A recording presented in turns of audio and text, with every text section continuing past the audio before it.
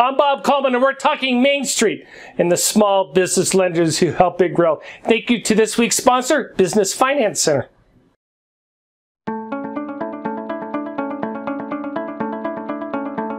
At BFC, we specialize in the SBA 504 program. This program allows small businesses to gain 90% financing when they're purchasing real estate. The SBA rate is fixed and amortized over 20 years, which is great for business owners because they don't know where interest rates are going to be going over the next 2, 3, 10 years. So it's really a rewarding feeling to be able to help people who are working in their garage or renting at a really high rate to be able to own their building, gain some equity, and have something to show for their company.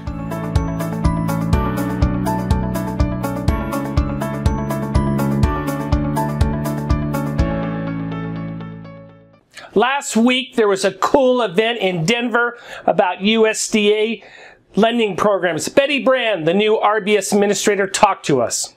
I've been with USDA since January 8th, and so a little over 6 months. And what I do for rural Main Street is I support my team out in the states to work with rural communities, our rural lenders, partners, other government agencies, to make sure those rural communities have the help and small businesses have the help they need in guarantee loans, grant opportunities, and helping them connect the dots of all the programs that are available to them and how that might work to help them fulfill their dreams. As you know, Lance Sexton and I are experts on the SOP, and what we found out is there's a lot of gray areas in the SOP. Lenders are constantly wrestling with collateral, taking all available collateral in SBA 7A lending. Now, listen to this exchange between Lance and I. Nancy asked a great question, and the concept is, Lance, SBA does not require us to take collateral on a personal residence if the equity is less than 20%. However, she asked the questions, but we think that property is going to increase in value in the future. What do we do? Well, in this particular circumstance, Bob, and I apologize, I had an off-the-record phone conversation with Nancy after she asked the question, get some more detail.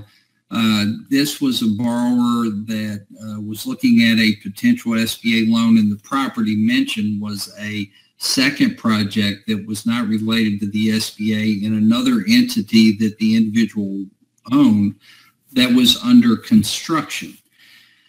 And the question was, did they need to look at that as taking all available collateral? And because at the time it has no collateral value. Right now the construction is completing, the value as is equal to the debt that is associated with that property.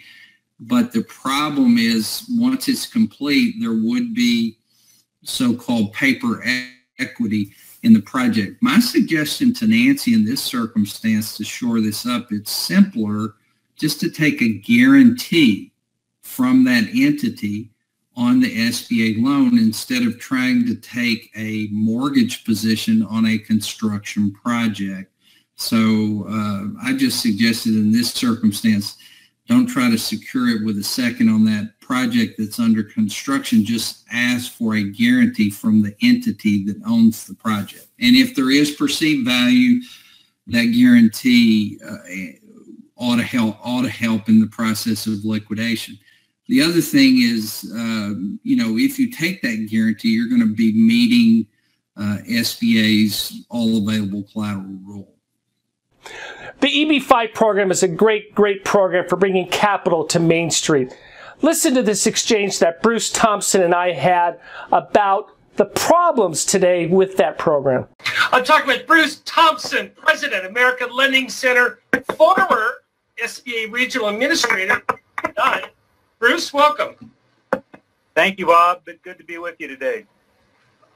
EB5, you're one of the largest providers of lending for these immigrants. What's going on?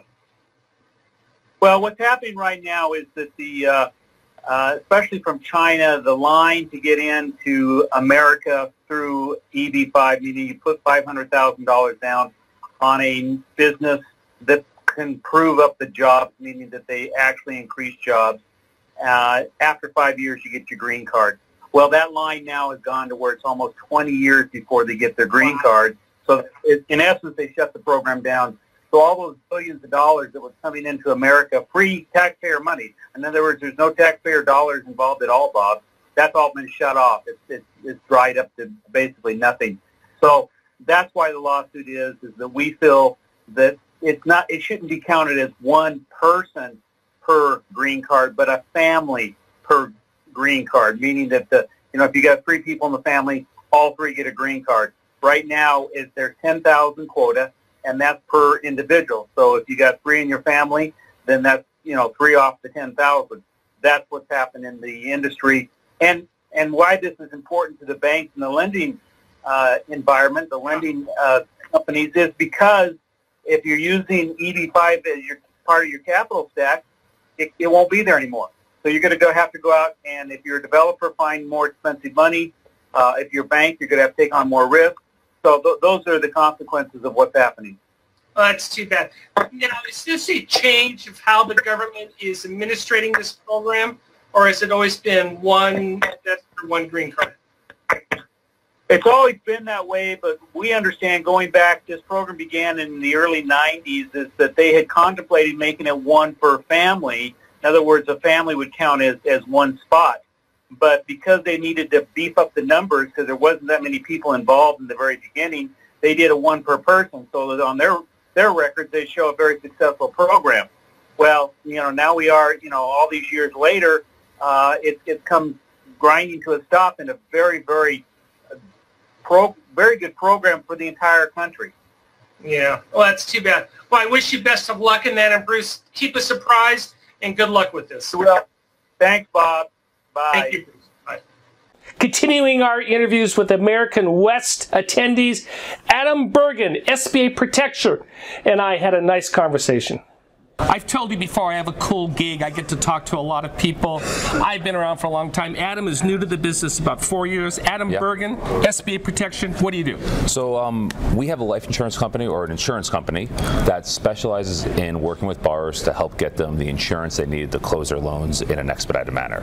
So we can do anything from life, disability, and any of the property casualty insurances that come up in the closing requirements. Adam, I'm a huge fan of this. This is cheap, inexpensive. Transaction. It was very beneficial to the borrower. Yeah. So, like you're saying, it's not as expensive as people think. When people think of insurance, they think of the expenses, how difficult it is.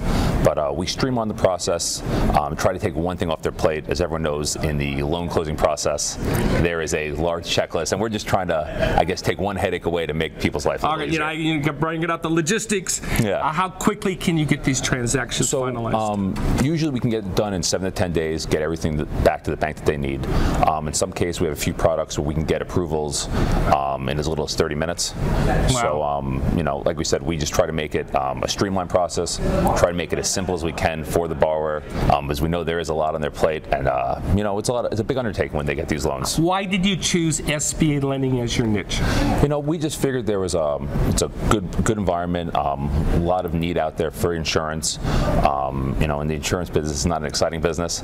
And it's nice to be around, lenders and borrowers who, need your help and need your service.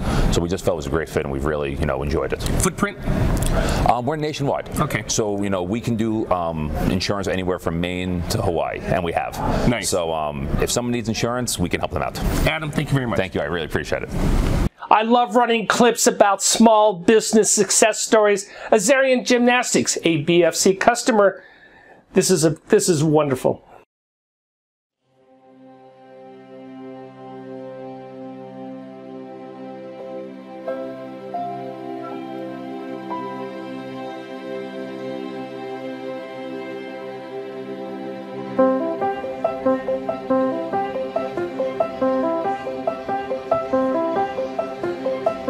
My name is Edward Azarian, and I'm owner of Azarian Gymnastics.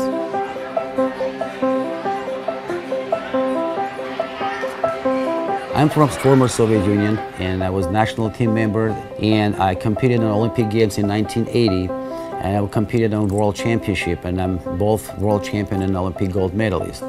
My dream was to teach children to do gymnastics because I always believed that gymnastics is base of all sports, and it gives coordination, strength, flexibility, self-esteem, and I always wanted to little kids to develop all those life important qualities in the future. What got me into gymnastics, it was my father. He was my inspiration, and world and Olympic champion himself in the past, and he has his own gymnastics school in Armenia, where I born and grew up.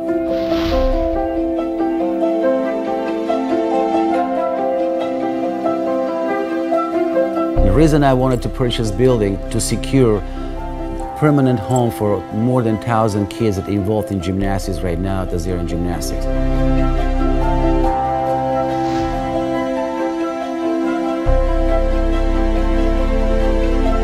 I didn't know at the beginning what kind of loan I needed. BFC, they're very professional. They explained me what I need, particularly to make my dream come true.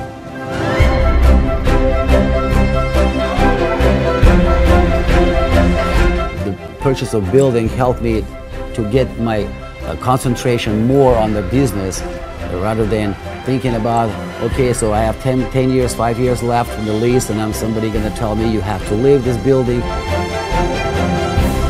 That's really what I didn't want to happen. Now my focus and concentration will be kids, children, their future, their success, and that helped a lot. Working with the BFC team was wonderful. They were amazing people, very helpful, knowledgeable, very kind. They have so much patience to explain what's going on, what's going to happen next. It was a pleasure to work with. If I had to summarize my work with BFC team in one word, that would be incredible.